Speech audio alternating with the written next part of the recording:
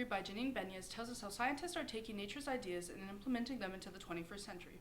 It is, all in all, about transforming mechanics that have been used for millennia. In this book, Benyus takes us through different cultures, people, and experiences, all to show the different ways that we, as humans, can learn from nature. One of my favorite lines of the book, the one that initially drew me in, is read as this: "The more our world looks and functions like the natural world, the more likely we are to be accepted on this home that is ours, but not ours alone." This quote, one that remains true throughout all the chapters, tells us what the principle of biomimicry is all about, realizing that we are not superior to the world around us.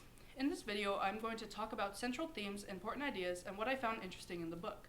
I am then going to connect the readings to lessons in my Environmental 137 class, and will end with a personal reflection that encapsulates my time here at Loyola and in Chicago so far. Let's get into it. In biomimicry, many instances of plant-based changes are discussed. Due to time, I'm going to be highlighting some of the most important themes of the book. I want to introduce you to manufacturing principles in the cases of environmentalism.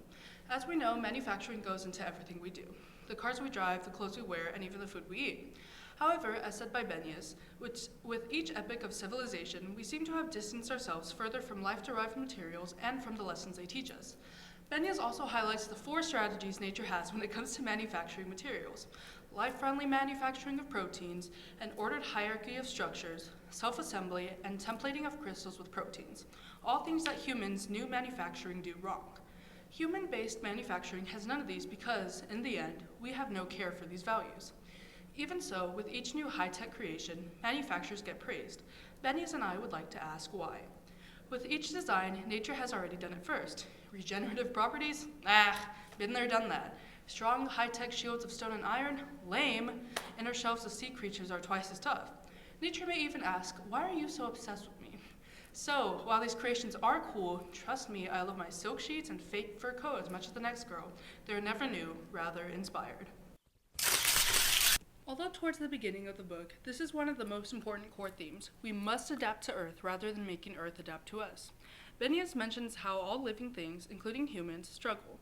Whether it be for food, water, shelter, or space, we are all limited by physical challenges. However, she notes that humanity is trying to beat these challenges by human cleverness alone. This revelation followed me even as I began reading Chapter 7, How We Will Conduct Business.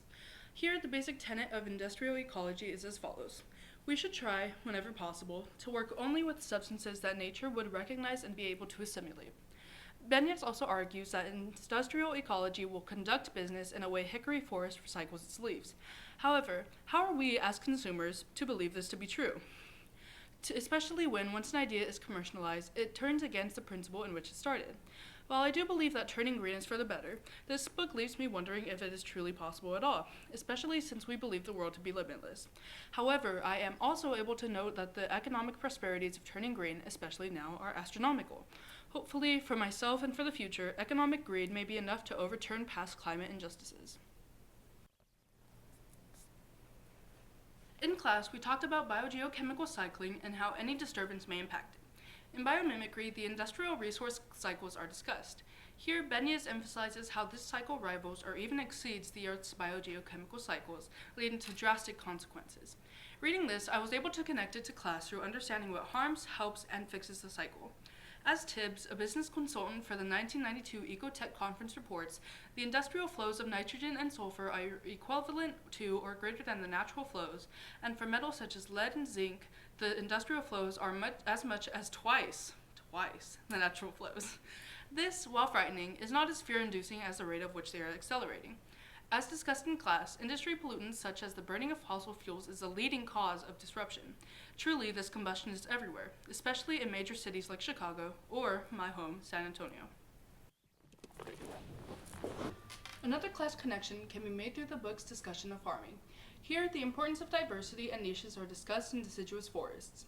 Niches are provided by various levels of canopies and understories, leading to diversity. Diversity, an important factor in any ecosystem, is the variety of life in a system. With diversity, pests are kept under control and animals are given many places to build habitats. When farming is left to nature, soil is held in place and nutrients are retained, debris are recycled into new plant life, and necessary fungi that create mutualistic associations are able to grow. Even disease in nature's soil is a good thing, creating a gap where new succession can take place. Human farming, however, does not fit the land. We practice farming filled with pesticides, destroy niches and biodiversity. This also leads to a variety of other factors, such as non-point sources of runoff and damages to the biogeochemical cycle. Thanks to class, a solution I know of is no-till farming, where farmers don't till their fields before planting. This leads to reduced erosion, improved soil health, and improved nutrient cycling. It can be hard to hear about the issues within our world, how we are essentially the issue, and how everything we do is mostly crap. Environmentalism, or even having an understanding of it, is difficult, and I can understand why people have doubts when getting involved.